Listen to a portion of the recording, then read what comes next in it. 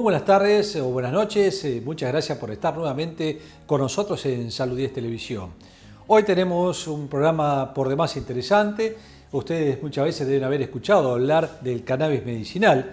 Se hizo una conferencia unos días atrás en nuestra ciudad donde la doctora Peirúes habló de esta patología, no patología, sino de este aporte a la medicina del cannabis, y que realmente, bueno, como en Uruguay ya se ha legalizado para la parte medicinal, bueno, se está trabajando en nuestro país y explicando fundamentalmente cuál es el uso específico en medicina de esta planta, realmente que, bueno, muchas veces provoca adicciones, pero por el mal uso, bueno, puede ser usado en un uso totalmente muy bueno, en este caso, en patologías que realmente a veces los productos naturales no llegan. Hemos hablado también con el doctor Juan Sáenz sobre una patología frecuente en lo que se puede llegar a venir ahora, que es el verano, que es el cáncer de piel. El diagnóstico generalmente de todas las lesiones, de nevus, las lesiones de verrugas en la piel, bueno, a través de un scan que generalmente hacen los dermatólogos, él llega a explicarnos qué tipo de tumores de piel tenemos y cómo se puede llegar a hacer la cirugía para terminar con esta patología.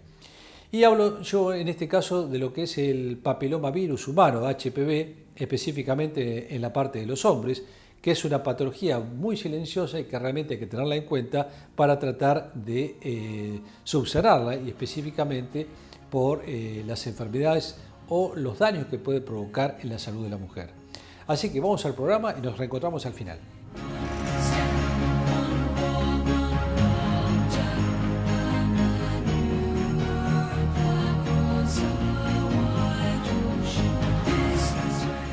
Bueno, primero bienvenida, Azul. Cuéntame la experiencia uruguaya. ¿Tiene tiempo? Es largo, es un proceso largo que empieza hace muchísimos años, 2002, cuando el primer presidente que dice en Uruguay que hay que legalizar el cannabis fue el doctor Jorge Valle. A partir de ese momento hubieron marchas y contramarchas, cambios de las políticas de drogas siempre desde una perspectiva prohibicionista, hasta que por un tema de seguridad interna en el gobierno de Mujica, el gabinete plantea la legalización. Esa ley fue rechazada por la legislatura y ahí se nos convoca a varios de nosotros, algunos expertos, a hacer un apoyo de los legisladores que iban a presentar el proyecto de ley, que es el que se aprobó hace ya más de 3 años y medio. Esa ley plantea la legalización del cannabis. Es el único país en el mundo que ha legalizado a nivel nacional todos los usos del cannabis. ¿Y eso qué significa? Que en Uruguay es legal consumir cannabis, aunque no sea fin medicinal, lo que nosotros llamamos uso adulto, y así está planteado en la ley. La gente lo conoce más como uso recreativo, a mí me parece una expresión demasiado apologética. El uso industrial para fibra y producción de harinas y alimentos. Y por otro lado el uso medicinal, o sea, todos los usos que tiene el cannabis, que es una planta muy noble, tiene muchísimos usos, están aprobados en Uruguay. Las reglamentaciones ya están prontas también y se han ido implementando por fases. Lamentablemente el Estado uruguayo no ha demostrado una gran eficacia para la implementación y se ha tomado demasiado tiempo. Lo que obviamente también conlleva sus riesgos, no implementar a tiempo.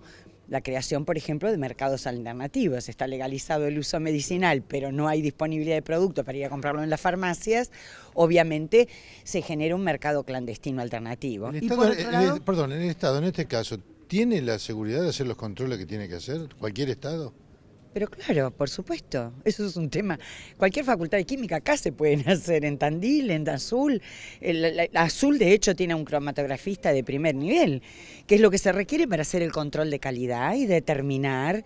Yo me refería más que nada al consumo también. El control de calidad está.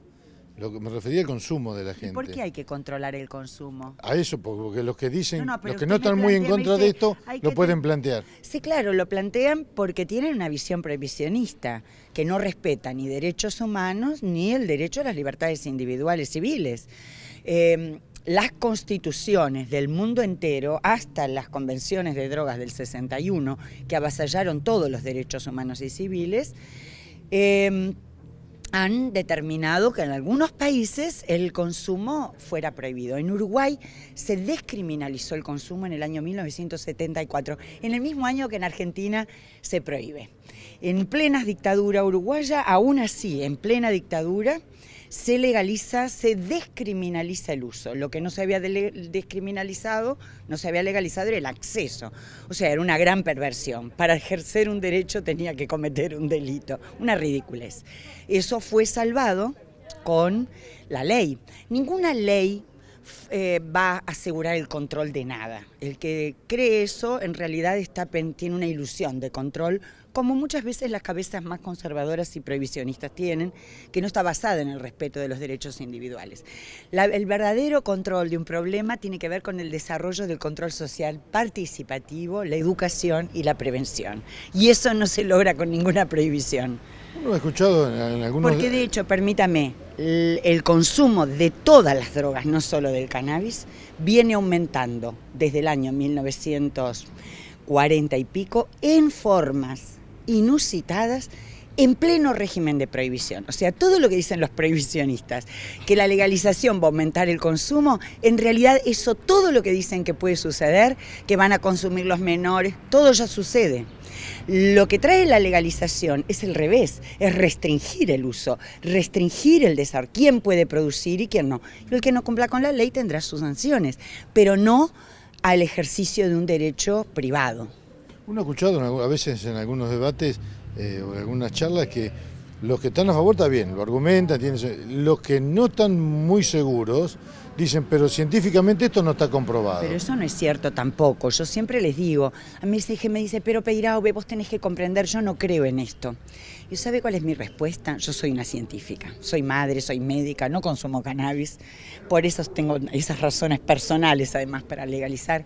Pero siempre les digo, esto no es una religión para creer o no creer. ¿Seguís creyendo en una prohibición que fracasó durante 70 años y lo único que nos trajo en estos 70 años fue muerte, enfermedad y aumento de los consumos? ¿En eso sí seguís creyendo? Esa es mi respuesta, porque en realidad sí hay evidencia. Y no solo hay evidencia para el uso adulto, que prohibir ha fracasado, ha hipotecado a los estados, a las mafias criminales por la corrupción que el poder del narcotráfico genera, ha generado una industria que son la tercerización de las cárceles brutal, que son los únicos dos beneficiarios de la prohibición, los traficantes y los dueños de las cárceles privadas. Los demás, al que no nos han robado por la calle por el consumo de Paco, ha sido el hijo con problemas, todo eso ocurrió en régimen de prohibición. Hasta ahora no hubo un solo país prohibicionista que tuviera éxito en esta política, que vamos a seguir esperando y a repetir lo mismo. Creo que es interesante poder ensayar otras alternativas. De hecho, ya OEA hace 5 años atrás, un poco más, 7, habilitó 5 caminos. Se discutió a nivel de Latinoamérica, de la Organización de Estados Americanos, no solo Latinoamérica, que era viable a ensayar nuevos caminos. América Latina ha sido el escenario de esta guerra inhumana, cruel, que lo único que nos dijo fue nuevas drogas de abuso, cada vez más peligrosas y con más usuarios de drogas y dependientes de drogas, de lo que podría haber dejado un buen modelo preventivo, un buen modelo educativo. ¿Qué padre va a educar en el uso de una sustancia que es prohibida? Primero, porque no va a educar en algo que no es legal, y segundo, porque no dispuso de la información. Con respecto a eso de que no hay evidencias del fracaso de la prohibición y hay evidencias científicas del uso de cannabis en forma medicinal. El tema es qué biblioteca se lee. Cuando uno analiza los derechos humanos que fueron violados por la prohibición, se violaron los 30 derechos humanos. Sin embargo, hay uno que permitió que se violaran los otros 29, y es el derecho de acceso a la información. La prohibición ha hecho circular estrictamente cierta información científica, negando la existencia de otra biblioteca. La biblioteca que escribieron universidades tan prestigiosas como la de Oxford, como la de Jerusalén, como la de Debrecen, como la de McGill, como la de San Francisco, universidades como la Complutense de Madrid. Universidades a las que nuestros científicos, nuestros abogados van a estudiar otras materias. ¿Qué les pasó con esto que no lo quisieron leer? Sí, con respecto al cannabis medicinal, digamos, ¿cuáles son las evaluaciones que ustedes hacen en este tiempo, digamos, que lo vienen trabajando? ¿Cuáles son los beneficios que uno tiene al consumir El cannabis medicinal no se consume, se usa como medicamento, no es lo mismo. Bueno, en distintas. Pero nosotros no tenemos una experiencia en Uruguay porque es lo que yo planteaba, el Estado ha demostrado ser ineficaz y aún no tenemos, después de 3 años y medio, ni un solo producto en farmacias. Puedo hablarte, sí, de los beneficios que ha tenido, que tiene el uso, y está demostrado en muchos estudios clínicos, en estudios preclínicos también, para distintas enfermedades. Es de todos conocido, y en Argentina hay varios casos muy conocidos, el tema de la epilepsia, que le llaman epilepsia refractaria. En realidad es eficaz en el control de las convulsiones. Como es una sustancia que los estados siguen denominando como de riesgo, no legal, se la restringe solamente para los casos de refractariedad. Pero en realidad es una excelente medicación para cualquier epilepsia. Para una epilepsia que aún no haya fracasado en tratamiento, eso quiere decir refractaria. Enfermedades neurodegenerativas que comportan dificultades de movimiento, como la esclerosis múltiple, como el Parkinson, Corea de Huntington, pero también otras enfermedades neurodegenerativas como el Alzheimer. No solamente para paliar los estadios terminales, sino que se ha visto cierto beneficio en la neuroprotección y reparación del daño cerebral causado por el amiloide. En otro grupo de enfermedades tenemos el dolor crónico, fundamentalmente el de causa neuropática. Quiere decir que, sea a nivel del sistema nervioso central o a nivel periférico, se ha dañado el funcionamiento de los nervios y eso determina dolor. El dolor crónico de otras causas, como pueden ser las enfermedades la degeneración ósea, osteoarticular, las artrosis. Las enfermedades autoinmunes. En algunas enfermedades autoinmunes se ven muy buenos beneficios. ¿Por qué? Porque los cannabinoides, por ejemplo, la poliartritis reumatoide, por ejemplo, el lupus eritematoso, a veces en la enfermedad y a veces en los síntomas de la enfermedad. Lo que sí sabemos, por ejemplo, en las diabetes tipo 1 puede bajar muchísimo el consumo de insulina, o en las tiroiditis. Muchas de las enfermedades autoinmunes. Yo estoy haciendo un estudio clínico con una colega, la doctora Cuñetti, que es nefróloga y farmacóloga, y estamos haciendo un estudio del uso de cannabidiol en trasplantados renales.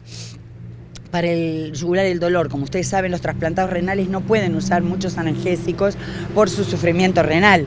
Y esto nos está dando por ahora interesantes resultados. Y así podría seguir en otras formas de dolor, pero tenemos también el uso en cuidados paliativos, pero también en cáncer, no solo como paliativo, no solo como tratamiento del dolor metastásico en cáncer, sino también como coadyuvante de la quimioterapia. En general se dicen que los cannabinoides ayudan en el control de las náuseas y vómitos vinculados a la quimioterapia, y es cierto. Pero también es cierto que aumentan la eficacia de la quimioterapia. O sea, si uno desde el inicio del tratamiento lo asocia a la medicación quimioterápica, aumenta la eficacia de la quimioterapia. Lo que sí los pacientes deben saber, muchas veces me llegan diciendo, doctora, yo no quiero tomar quimioterapia porque los efectos adversos son terribles, quiero hacer solo cannabis. Eso es un derecho que el paciente tiene a elegir. Pero siempre les digo, no es lo que se recomienda. Lo que nosotros recomendamos es asociar cannabinoides o cannabis, extractos de cannabis, a la quimioterapia, a la radioterapia, a la cirugía. ¿Por qué? Porque todavía no está demostrada la eficacia absoluta de los cannabinoides usados en forma aislada. Sí, lo que ha demostrado el doctor Manuel Guzmán en la Universidad Complutense de Madrid, que aumenta la eficacia de los otros tratamientos oncológicos. En fin, más o menos por allí creo que no me estoy olvidando.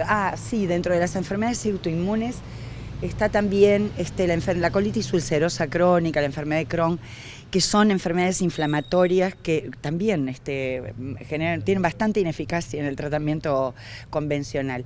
Y 2 enfermedades que, no sé si será por el estrés social o que han aumentado muchísimo, en las que también tenemos muy buenos resultados y están vinculadas al dolor crónico, que es fibromialgia y migraña.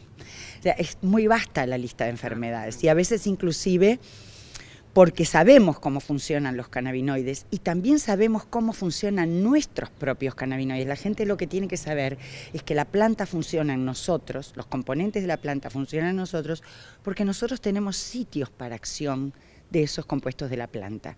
Y esos es porque nosotros también producimos cannabinoides, se llaman anandamida y 2-AG. Nosotros también, habría que prohibir la existencia humana si fuera por esto, es muy ridículo, pero es cierto. Entonces, hay enfermedades que podrían comprenderse como una falla de nuestro propio sistema endocannabinoide. Así como cuando falla el sistema endocrino. Los médicos damos hormonas de fuera, por ejemplo, cuando falta tiroidina les damos tiroidina de fuera, o tiroxina de fuera. Cuando faltan las hormonas tiroideas damos de fuera, cuando falta insulina damos de fuera, cuando faltan cannabinoides podemos dar de fuera. Doctor, ¿cuál es el compromiso político y dónde estamos parados hoy por hoy con respecto a este tema que es para tanta controversia?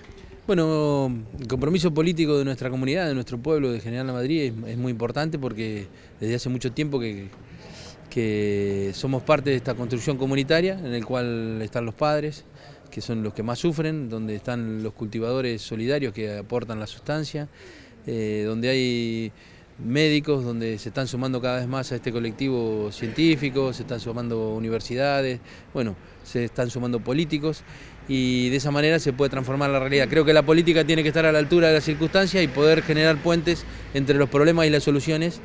En la política y en la medicina y en la vida creo que el cannabis medicinal viene a aportar todo esto, viene a aportar y poder mejorar la calidad de vida y también viene a enseñar un montón de cosas. Así que nosotros estamos desde el primer día trabajando para que esto avance y para que esto mejore. Y creo que hay un gran adelanto, porque esa sería una pregunta, ¿qué es lo que avanzó y lo que no avanzó? En el 2014 esto era un tema que no se podía hablar, era un tabú. Desde el 2015 empezó a tomar un conocimiento y se generó una conciencia social muy importante. Creo que los medios de comunicación, ustedes han tenido un gran aporte y es un tema que se trató en un consejo deliberante como en el nuestro, en el cual fue aprobado de forma unánime. Todas las fuerzas políticas entendieron que si estamos unidos podemos construir mejor. Eso, lo que nosotros proponíamos era que el Congreso Argentino de la Nación despenalizara el uso medicinal del cannabis y que se pudiera utilizar como una herramienta más. El Congreso Argentino de la Nación sumó a todas las fuerzas políticas y lo votaron casi en forma unánime. Pasó al Senado, el Senado lo votó de manera unánime. Quiero decir que y el tema en cada uno de los lugares donde se expone ha ido cambiando y ha ido cambiando, cada uno de nosotros ha ido mejorando y ha ido interpretando este movimiento que ingresamos algunas veces con prejuicios y hemos ido mejorando e interpretando mucho mejor lo que puede aportar a la calidad de vida de los pacientes, que son muchas. Pacientes con dolor de origen oncológico, pacientes con dolor de origen no oncológico, pacientes que tienen chicos que vienen con una altísima cantidad de tratamientos para la epilepsia refractaria, que se define como las personas que tienen convulsiones, que no tienen mejoras con un tratamiento, que se los evalúa para un tratamiento quirúrgico y tampoco pueden mejorar, y que el cannabis les aporta con muy baja morbilidad, con muy bajos efectos adversos, mejor conexión con la comunidad, con su familia, que les mejora el apetito, que les mejora el sueño, que les mejora el estado de ánimo, que les disminuye las convulsiones. Entonces, tener una herramienta como esta y no utilizarla, creo que es un desperdicio humano, médico y político. Y nosotros estamos en el colectivo de los cuales queremos que esto vaya para adelante. Los que tienen miedo a todo esto, ¿qué le diría? Que tienen miedo, dice, cuidado, porque hay muchos que no lo aprueban. Pero creo que no hay que tener miedo, las herramientas hay que utilizarlas. Y depende de quién las utilice y de qué manera las utilice, pueden ser bien utilizadas. Un ejemplo muy duro, muy drástico podría ser, yo en algún momento me preguntaban si una persona pega un hachazo en la cabeza a otro. Esto como para ser un poco exagerado. ¿Qué vamos a hacer? ¿Vamos a suprimir las fábricas de hachas o vamos a ver quién es quien la utiliza? Yo creo que acá lo que hay que hacer es, si el cannabis es una herramienta que viene a mejorar el dolor y la calidad de vida y una persona, yo tengo montones de pacientes que conozco y que toman cannabis. Y bueno, y es una herramienta que les ha mejorado, tienen mejor conexión con su familia, que tienen mejor calidad de vida. También no es mágico, no hay nada mágico en la vida. Tiene efectos adversos, hay que saberlo utilizar, no todas las personas tienen que tomarlos, hay algunos que tendrán que hacer ejercicio, otros que tendrán que hacer radioterapia, otros que tendrán que combinar una cosa con otra y bajar los efectos adversos que pueda tener el cannabis. Por ejemplo, el cannabis está pasando hoy lo que pasó la morfina hace 50 años. Y hoy cualquier persona que vaya a un centro asistencial, tanto público como privado, en un postoperatorio recibe algún derivado opioide para calmarle el dolor. Entonces, creo que no podemos negarnos a algo que puede venir a ayudar. Creo que a veces el prejuicio social se traduce en un prejuicio en la ciencia, y lo que tenemos que es de a poco empezar a sacar ese prejuicio para construir, tanto de lo político, de lo médico, estar al servicio de los que no la están pasando tan bien. ¿Cómo juegan los grandes laboratorios en estos casos? Acá en la Argentina seguramente están jugando, pero nosotros en este momento no los veo con gran fuerza, y creo que cada uno tiene que fijarse qué es lo que puede aportar. Las variables que nosotros podemos mejorar son estas. Si nosotros nos juntamos, médicos, científicos, cultivadores, padres, y generamos un colectivo, vamos a ser cada vez más fuertes, vamos a poder generar una sustancia segura, de accesibilidad para toda la comunidad, y creo que nosotros tenemos que pelear por las cosas que nos parecen que son justas. ¿Vamos camino a lo que pasa en Uruguay? Creo que somos distintos. En Uruguay va hacia otro lugar, porque en Uruguay empezaron legalizando el uso recreativo, y acá estamos hablando del uso medicinal. Y hay montones de países en América del Norte, estados en América del Norte que tienen legalizado el uso medicinal. En América Latina hay varios lugares donde ya el uso medicinal está trabajando, y en Chile es el primer lugar donde el uso medicinal del cannabis, y hay un cultivo colectivo legal. La Madrid quiere ser el primer pueblo de la Argentina que tenga un cultivo colectivo para generar cannabis para uso científico, para investigar y para generar medicación. Nosotros esto no lo estamos haciendo solo, no lo estamos haciendo con la Universidad Nacional de La Plata, estamos trabajando con el INTA, estamos trabajando con el CONICET. Cuando hablamos de La Plata hablamos de la Facultad de Medicina, hablamos de la Facultad de Exactas, y queremos hacer de esto un proyecto serio, profundo e importante, que no solo va a mejorar la calidad de vida de muchas personas, sino que también va a cambiar nuestra identidad y va a forjarnos a los madritenses desde otro lugar, porque esto genera un cambio revolucionario e histórico en el pueblo.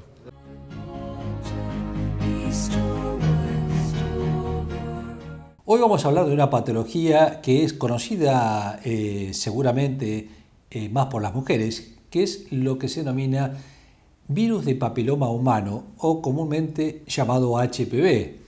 ¿Y por qué digo lo conocen más las mujeres? Porque generalmente se descubre o se diagnostica a través de los ginecólogos. Son pequeñas lesiones que pueden aparecer en la parte externa de la vagina, en el interior de la vagina o en el cuello del útero, y cuando las mujeres se realizan los exámenes en forma periódica se pueden llegar a descubrir este tipo de lesiones.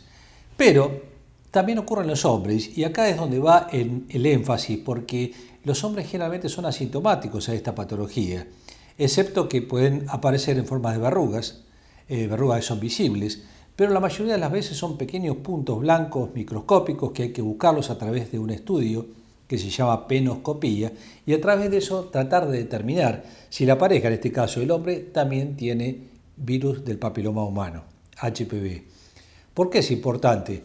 Es importante fundamentalmente porque en la mujer esta patología, si se la deja sin un control y sin un tratamiento, puede producir un cáncer de cuello uterino. Es por eso realmente el énfasis que hay que ponerle al hombre para que también se haga el diagnóstico y tratar de ver si tiene solución, que por supuesto que la tiene, pero muchas veces ocurre lo siguiente: como no tienen síntomas, como no se ven absolutamente nada, no quieren ir al médico para tratar de ver si tienen esta lesión. Y existen muchas veces conflictos de pareja, donde el HPV, bueno, a ver, me lo transmitiste vos, te lo transmití yo. Este es un virus que puede estar latente durante muchísimo tiempo. Hay un porcentaje muy bajo que también se puede dar por personas que no han tenido relaciones sexuales, pero es un virus que puede estar latente en el cuerpo, y frente a un cuadro de inmunodepresión, de estrés o algo por el estilo, puede florecer y aparecer fundamentalmente, le vuelvo a repetir, en la mujer a través de un control ginecológico. El control de la mujer se realiza a través de lo que se denomina colposcopía, que es mirar el interior de la vagina y el cuello del útero, y a través de un Papa Nicolau, algo que ninguna de las dos cosas son agresivas, y en el hombre a través de lo que se denomina una penoscopía, que es mirar la zona del pene, fundamentalmente la del glande, a través de un aumento para ver si existen pequeñas lesiones determinantes de lo que se denomina HPV. Las dos cosas, tanto en el hombre como en la mujer, tienen su solución. Las soluciones son bastante rápidas y eficientes y necesitan posteriormente un control evolutivo para que no se vuelvan a ocurrir. ¿Por qué? Porque son virus que los tenemos incorporados en el organismo y les vuelvo a repetir, frente a un cuadro de inmunodeficiencia o de estrés pueden reaparecer. Por eso que es importante que después de hacer el tratamiento inicial, las parejas se traigan un control cada 6 meses aproximadamente para tratar de determinar que esto no vuelva a aparecer.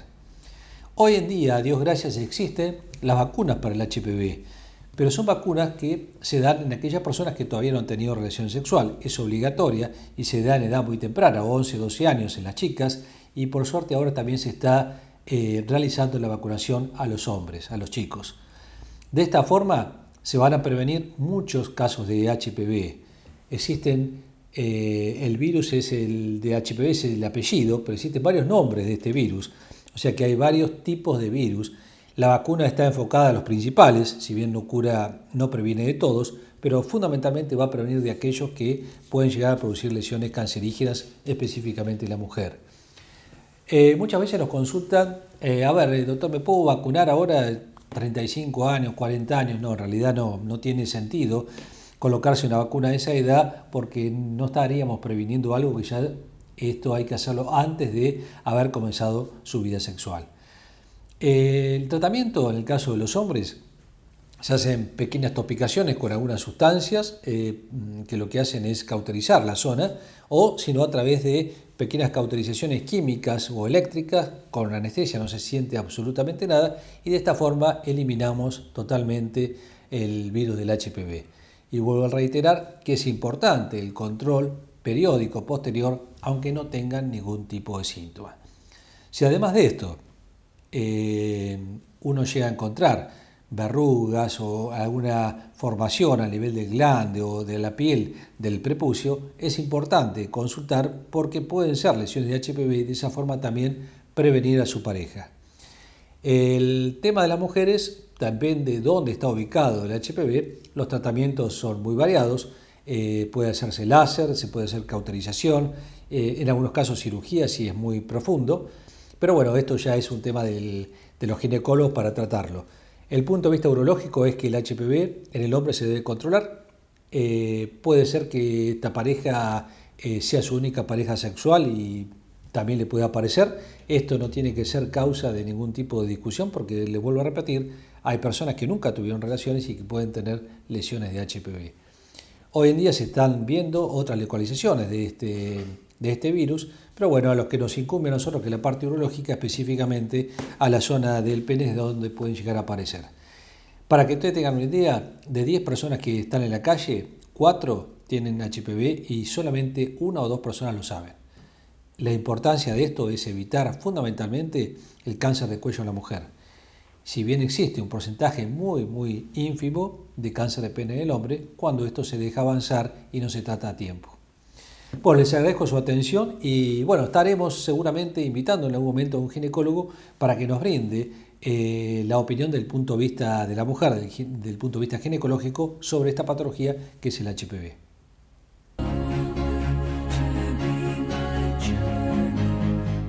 Estamos en un tema que si bien se está por venir la época estival, ustedes saben que el sol afecta a uno de los órganos principales del organismo y el más amplio, que es la piel. Pero hoy vamos a hablar de los tratamientos que tenemos en algunas enfermedades de la piel y específicamente a lo que son los tumores de piel. Entonces para esto hemos invitado a un cirujano, el doctor Juan Sáenz, que nos va a explicar cuáles son las lesiones que podemos encontrar en piel que requieren cirugía y qué tipo de cirugía, porque hay algunas que son lesiones muy chiquitas, pero algunas que pueden requerir un tipo de ampliación mayor porque pueden considerarse neoplásicas o son neoplásicas en realidad. Juan, gracias por estar con nosotros. No, al contrario, gracias a vos por la invitación. Logramos traerte. Sí, por segunda vez en el año. Por segunda vez en el año, ¿ya viste? Juan, bueno, escuchaste un poco la introducción de esto de piel y vos sos el segundo eslabón a veces de todo esto. Generalmente el dermatólogo es el que primero ve a la lesión de piel y vos sos el que lo tenés que recibir para darle una solución quirúrgica a ese tipo de lesión. Comentanos un poco. Sí, en realidad en un consultorio de cirugía es una de las consultas más frecuentes, la de las lesiones de piel. A veces es por digamos, demanda espontánea de la gente que va a consultar para saber si se tiene que operar o no de determinado lunar o de determinada lesión que le apareció en la piel, y la mayoría de las veces es por derivación de los dermatólogos, que son los que diagnostican alguna lesión dudosa o sospechosa, o muchas veces ya viene el paciente con diagnóstico de la lesión, con diagnóstico patológico de la lesión. En realidad, dentro de los tumores de piel, los más frecuentes son los denominados epiteliomas. Los que se denominan epiteliomas son en realidad el carcinoma vasocelular y el carcinoma espinocelular. Son dos lesiones de piel que tienen ciertas diferencias por el hecho de que el carcinoma vasocelular es un tumor de piel, pero que tiene muy bajo, digamos, posibilidad de invadir otras estructuras, o sea, tiene muy bajo nivel de agresividad. Es una lesión que localmente puede producir una destrucción a nivel de la piel, pero que no tiene capacidad invasiva, sino tiene capacidad de dar lesiones a distancia o comprometer ganglios linfáticos. Perfecto. Ese tipo de lesión te diría que es la más frecuente de consulta y la más frecuente de derivación de parte de los dermatólogos. La segunda, que es el carcinoma espinocelular, es una lesión, es un tumor de piel un poco más agresivo, que tiene mayor capacidad invasiva y que, si bien en pocos casos, pero en una frecuencia que ronda entre un 15 y 30%, puede dar lesiones de tipo a nivel ganglionar. Entonces hay que tener cuidado siempre cuando uno trata una lesión de piel con diagnóstico de espinocelular, de revisar las zonas linfáticas de drenaje, porque puede haber compromiso ganglionar. En general, este tipo de lesiones de piel se curan con la cirugía, es decir, una cirugía a tiempo, no dejando avanzar y progresar la lesión, una cirugía a tiempo, las tasas de curación están por arriba del 95%. O sea que lo importante es que cuando el paciente nota una lesión de aparición reciente, que generalmente es después de los 40-50 años, que generalmente es en zonas expuestas al sol, porque acá tiene mucha influencia el tema de los rayos ultravioleta, debe consultar al dermatólogo urgente, y el dermatólogo es quien hace el diagnóstico y quien hace la derivación al cirujano. Este tipo de lesiones, como el vasocelular y el espinocelular, son lesiones que se tratan con lo que se denomina resecciones en cuña. Es decir, el vasocelular se origina bien en la epidermis, que es la parte más superficial de la piel. Esa epidermis, la parte, digamos, más profunda, se denomina capa basal, tiene células basales. Es ahí donde se origina el epitelioma vasocelular. Por lo tanto, la curación se da con una cirugía que, dándole cierto margen a la resección, cuando hablamos de margen, hablamos de tejido sano, por fuera de la lesión, se hacen resecciones en cuña. Yo acá te traje un dibujo para que se entienda lo que es una resección en cuña. Esta sería la lesión a nivel superficial y el margen que uno le tiene que dar, y la otra sería la resección en cuña, donde se ven las distintas capas de la piel. En profundidad. La epidermis, la dermis y la hipodermis, que es el tejido graso subcutáneo. Entonces, se hace una resección en cuña, dependiendo de la ubicación de la lesión, es el margen de piel, de tejido sano que hay que darle. Generalmente, cuando son lesiones en la cara, uno con 2 o 3 milímetros de margen, que sería esto, puede considerarse satisfactorio la resección. Y cuando son lesiones en el resto del cuerpo, los márgenes pueden ser un poco más amplios, llegando a 5 milímetros. Más aún en los espinocelulares, porque los espinocelulares, como tienen mayor capacidad de agredir otras estructuras, en general la resección tiene que ser un poco más amplia. Tengo una pregunta, ¿depende en algunos casos el lugar donde se localice el tumor? Digamos, para la progresión, si está más cerca de la cara o más cerca de... No, se da frecuentemente estas lesiones en zonas expuestas, fundamentalmente. No hay una diferencia en cuanto a la agresividad o al comportamiento de la lesión si aparece en la cara o en el resto del cuerpo. Todo depende de su capacidad invasiva en lo que hace a la profundidad de la piel. Perfecto. Sabemos que el vasocelular generalmente está limitado a la piel, si bien se han detectado casos de compromiso ganglionar, pero la frecuencia es del 0.0028%, o sea que es bajísima. Sí. El espinocelular ya es distinto, porque puede llegar hasta la última capa, que es la capa de la hipodermis, entonces las resecciones tienen que ser un poquito más amplias en cuanto a la profundidad de la lesión. Perfecto. Muy pocas veces, pero en algunos casos, cuando alguno recibe el informe del patólogo y ese informe nos demuestra que puede haber posibilidad de que haya compromiso de estructuras más profundas, entonces a veces hay que complementar este tratamiento con tratamiento de radioterapia. Pero eso se da en muy poquitos casos. Sí. En general, lo que uno tiene que lograr cuando hace este tipo de resecciones es que el patólogo después en el informe ponga, digamos, límites suficientes, límites quirúrgicos suficientes. Que esté libre el límite quirúrgico. A los márgenes de la lesión están rodeados de tejido sano. Perfecto. Con eso uno puede garantizar de que el tratamiento con la cirugía es completo y fue definitivo. Juan, tengo otra pregunta. ¿Los melanomas son tan frecuentes también? Bueno, que es otro tumor de piel. Claro, el resto de los tumores de piel son los melanomas, que digamos, ahí ya estamos hablando de un tumor de piel que tiene mayor capacidad de invasividad, de agresión, que generalmente puede dar compromiso linfático, y que lo importante en el tema de los melanomas es la detección a tiempo y el tratamiento temprano. ¿Por qué? El melanoma sí puede ir comprometiendo las distintas capas de la piel. Es decir, uno cuando hace un diagnóstico de melanoma, generalmente el dermatólogo o el cirujano hace lo que se denomina una biopsia incisional, o sea que no se saca toda la lesión, sino que se toma una muestra de la lesión. Esa muestra se toma con una especie de sacabocado, que es un punch, que toma un espesor total de la piel, pero un cilindro muy chiquitito. Entonces, uno tiene el diagnóstico del melanoma y tiene el diagnóstico del espesor. El espesor, que hay una escala que es el espesor de Breslow, que determina los distintos niveles o los distintos espesores que puede tener una lesión. Cuando son lesiones menores de 1 milímetro, con una cirugía se considera que es el tratamiento suficiente. Cuando las lesiones van de 1 a 2 milímetros o de 2 a 4 milímetros o más de 4 milímetros, ya la situación es absolutamente diferente y a lo mejor tiene que requerir el paciente de tratamientos complementarios, que pueden ser la radioterapia, puede ser la quimioterapia o puede ser la inmunoterapia. Ahora bien, este tipo de resección ya no es una resección en cuña. Acá te traje el esquema. En el caso de un melanoma, ya los límites de resección o los márgenes de resección tienen que ser más amplios, y la resección es lo que se denomina una resección tridimensional, es decir, extendida por fuera de la lesión a nivel de la piel, pero se hace más ancha hacia la base, y también hay que resecar la parte más profunda, que sería la aponeurosis muscular. Es decir, compromete en la resección la epidermis, la dermis, la grasa subcutánea y la aponeurosis del músculo. Por suerte es menos frecuente, ¿no? Claro, el melanoma por suerte es menos frecuente, pero por su capacidad agresiva e invasiva, el tratamiento quirúrgico también tiene que ir en línea con eso y tiene que ser más agresivo.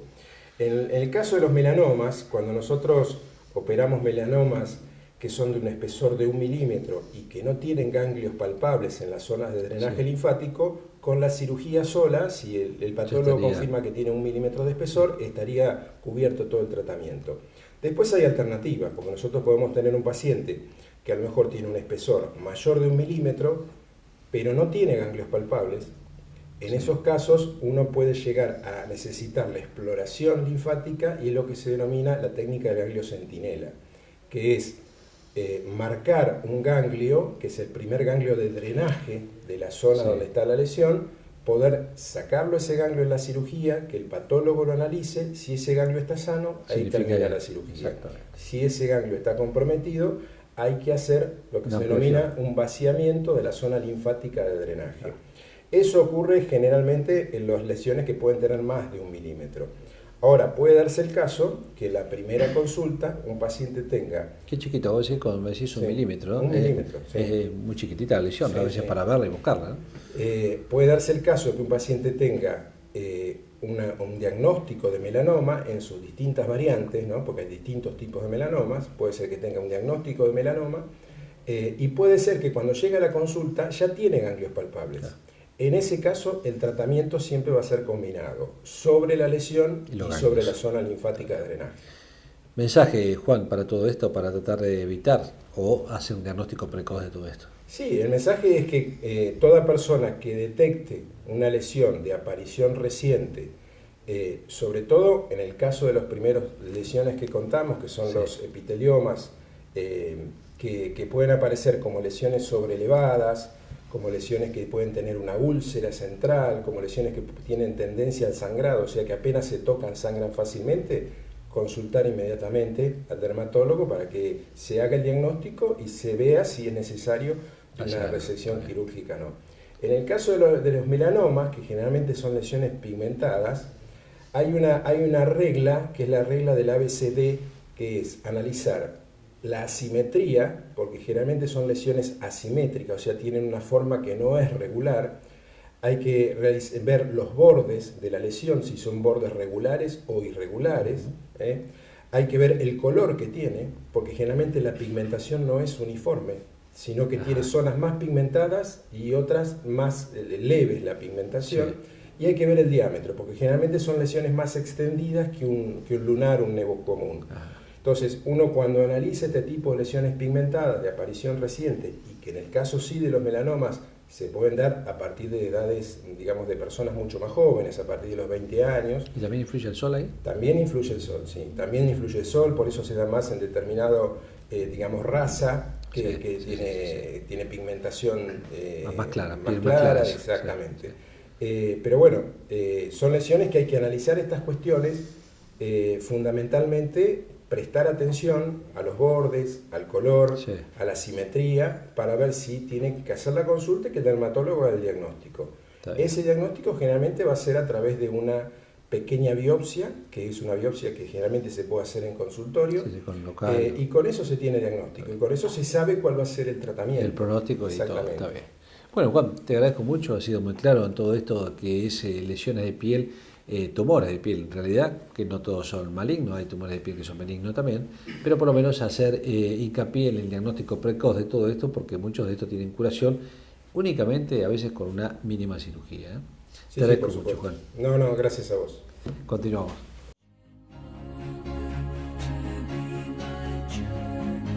Bueno, llegamos al final de Salud 10 Televisión. No quiero dejar de saludar a todo el personal de sanidad, que el día 21 fue el Día de la Sanidad, junto con el Día de la Primavera y también el Día del Estudiante. Y bueno, hemos tenido un programa muy variado, pasando desde el cannabis medicinal, hablamos de patología de HPV, del papilomavirus humano, y del cáncer de piel, que tenemos que estar preparados a esta patología con los cambios climáticos y con la llegada del sol muy pronto y el cuidado fundamentalmente de nuestra piel, que es el órgano más extenso que tenemos en nuestro organismo. Les agradecemos por habernos acompañado y en 7 días nos volvemos a encontrar todos los lunes a las 21 horas y la reiteración los días viernes a las 16. Gracias.